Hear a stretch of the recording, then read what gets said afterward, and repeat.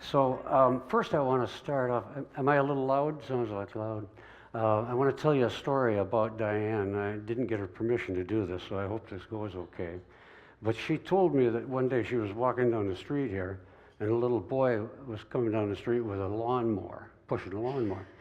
So she says, little boy, where are you going with that lawnmower? He said, I'm going to sell it because I want to buy a bicycle. She says, well, I got a bicycle in my garage and I need a lawnmower. You want to trade? So the kid says, well, that sounds like a good idea. So he looked at the bicycle, she looked at the lawnmower, they decided they made the trade. So while he's looking the bike over, she started pulling on the lawnmower cord 2 or 3 times, it didn't start. 2 or 3 more pulls, it didn't start. And she said to him, this thing won't start. And he said, you have to swear at it. So Diane says, what do you mean you have to swear at it? He says, well, I don't know, but if you swear at it, the thing will start. And she said, listen, I've been a pastor now for how many years? And I quit swearing a long time ago. I don't think I could remember any of those words. He said, you pull that rope for a few more times, they'll all come back to you. True, Not every word. Just pull this down a little farther. Okay. Right there. So, first of all, you know, you shouldn't believe that anything that I say tonight, just because I've said it, or because you heard it at church, or that I read it in a book or was told by some teacher or something. But I hope you keep your minds open and at least consider it before you just throw it out. So, I want to start out with just a few thoughts, and one is, we are spiritual beings having a human experience. We're not human beings having a spiritual experience. So what are we doing with these bodies if we're spirits? I have a bunch of verses here from the Bible that tells the story that God is a spirit, not a body. Now, we oftentimes speak of him as our Father, and we think of him as a person in that role, because that helps us relate to what he is to our lives spiritually. And even in the Bible it says, mentions that God has ears and he has hands in Chronicles 16:9. God has eyes in Matthew 4:4. Deuteronomy says that he has a mouth and he has arms. But those are all anthropomorphical things, attributes that we give to God so that we can fit him into our belief system and our idea of what things are in our physical world. So back to the physical world and our physical bodies.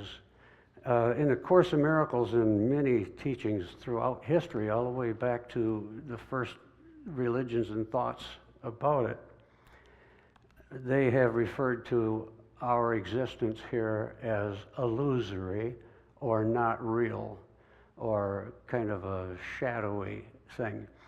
And I like to think of it as it's the way that God decided to experience what he was not and would like to experience. So he allowed us to envision ourselves with a body so that we could do these things.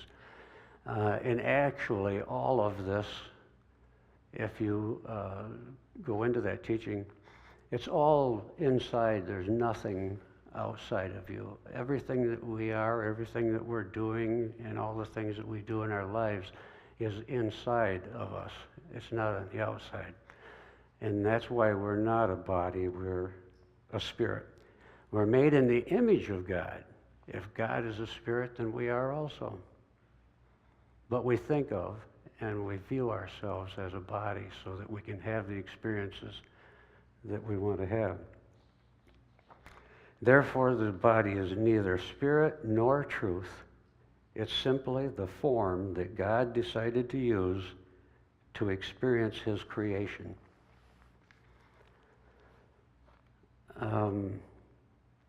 Life is not being done to you. It's being done for you, and it's being done by you.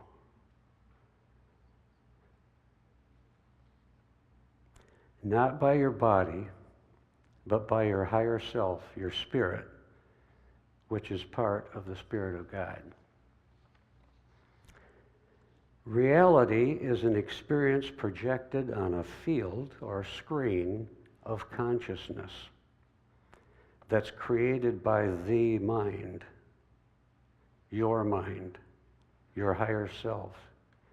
You write the script, and it's played out not by the actor, but by the decision maker and the observer. The decision maker and the observer are a couple of ideas in esoteric spiritual teaching that give us a way of, it's metaphoric also, but a way of looking at what's going on. You've all heard this one. All the world is a stage. It's a phrase that began in a monologue in William Shakespeare's As You Like It was the name of the monologue. What it is it's a metaphor that he uses for the same thing that I've been talking about, is that life is illusory. We're playing it out. We've already decided what that is going to be, but it's our higher self that decided that, not our physical body that's experiencing it. All of the characters that are in the play are working along with us in a perfect orchestration to make all of this go on. But it's all in one mind, the mind, God, which you are, which I am, which we all are. Ken Wapnick was the director of the Course in Miracles.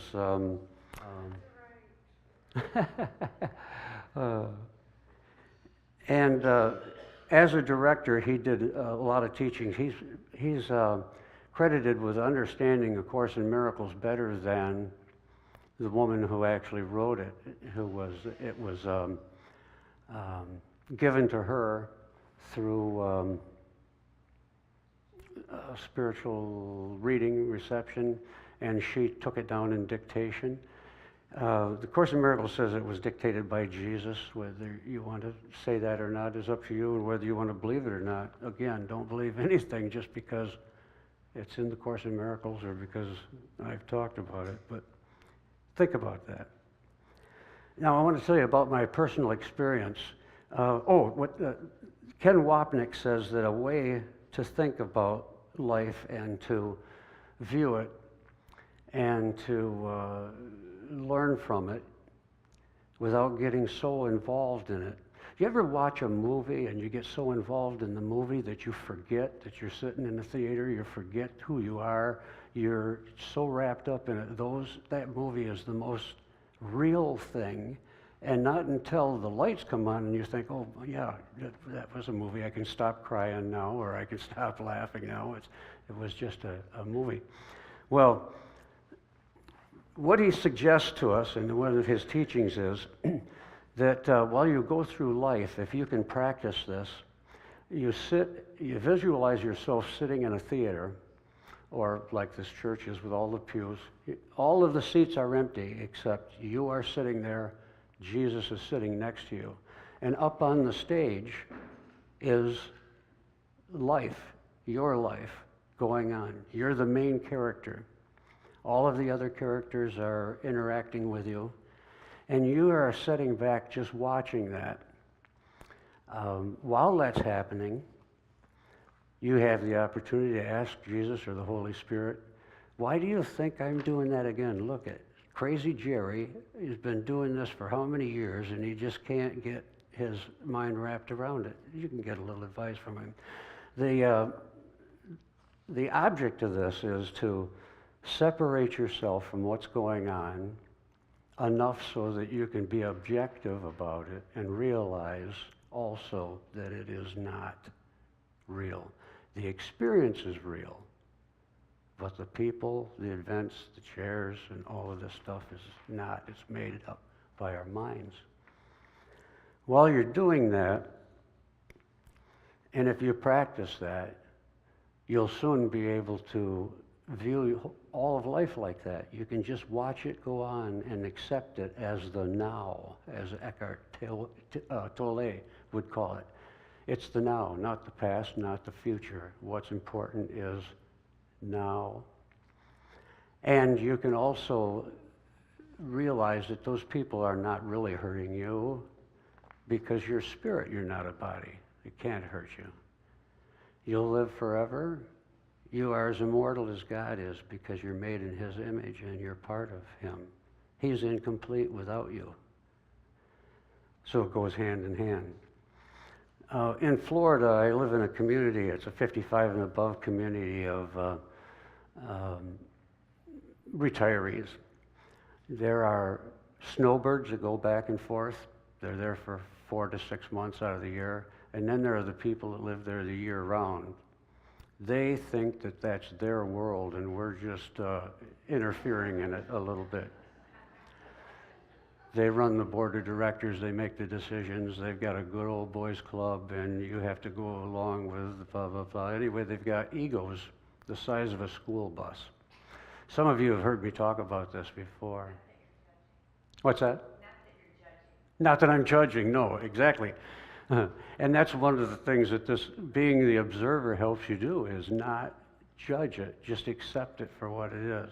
But at any rate, while this is going on, I've been able to, by practicing being the observer, just to watch it go on. I listen to their, we go back at the tool shed every day at 3 o'clock, have a few beers and shoot the bull.